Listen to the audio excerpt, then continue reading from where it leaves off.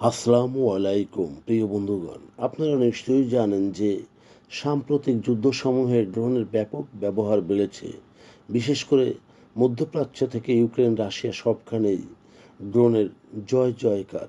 সেই ড্রোন যুদ্ধে ধরা পড়ার চেষ্টা করছে মার্কিন যুক্তরাষ্ট্র। মার্কিন যুক্তরাষ্ট্র একজন সেনা জেনারেল বরাতে কেবল নিউজ নেটওয়ার্ক জানিয়েছে, মার্কিন যুক্তরাষ্ট্রের নতুন ড্রোন কৌশল এবং ব্যাপকভাবে তৈরি উৎপাদন ক্ষমতার অভাব রয়েছে এবং তারা ধরা পড়ার খেলা খেলছে। রাশিয়া ইউক্রেন উভয় দেশই প্রতি বছর লক্ষ লক্ষ ড্রোন তৈরি করছে, যা নজরদারি, ঘনিষ্ঠ বিমান হামলা সহায়তা এবং দূরপাল্লার হামলার জন্য ব্যবহৃত হয়।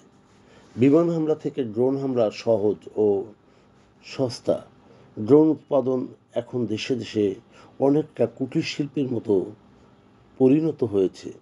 মার্কিন সামরিক বাহিনীর উচ্চ অভিলাষী সমরাস্ত্র প্রকল্প, বিজ্ঞানসম্মত সরঞ্জাম চিন্তা, কার্যত ড্রোনের মতো হালকা পাতলা সুলভ ড্রোনে মনোযোগ কম। মূলত মার্কিন সামরিক বাহিনী দ্রুত ছোট সস্তা ড্রোন তৈরির জন্য আদৌ প্রস্তুত ছিল না, কারণ শিল্পটি বছরের পর বছর ধরে জেট, ট্যাঙ্ক এর মতো বৃহৎ সিস্টেমের উপর দৃষ্টিপাত নিবদ্ধ করে আসছে।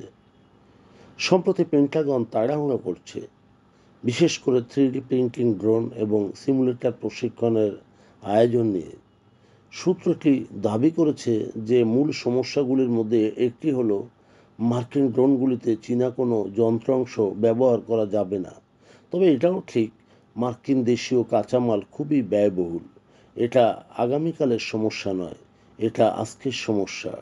মার্কিন প্রথম আর্মার্ড ডিভিশনের কমান্ডার জেনারেল কার্ল টেলর বলেন, পরবর্তী যুদ্ধের প্রথম লড়াইয়ে আমাদের মধ্যে যে কেউ কখনো দেখেনি তার চেয়ে বেশি ড্রোন জড়িত হতে চলেছে।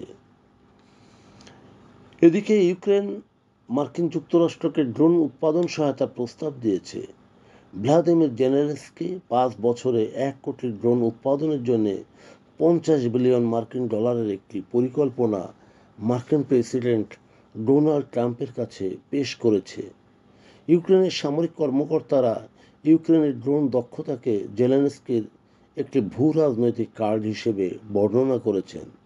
ড্রোনের কার্যকারিতা নিয়ে জেলেনস্কির সামরিক কর্মকর্তারা ইতিমধ্যেই ন্যাটোর বিভিন্ন সভায় বক্তব্যও দিয়েছেন। গত সপ্তাহে ইউরোপীয় ইউনিয়নের সভাপতি উর্সুলা ভন একটি ড্রোনের প্রাচীর তৈরি করার ঘোষণা দিয়েছিলেন।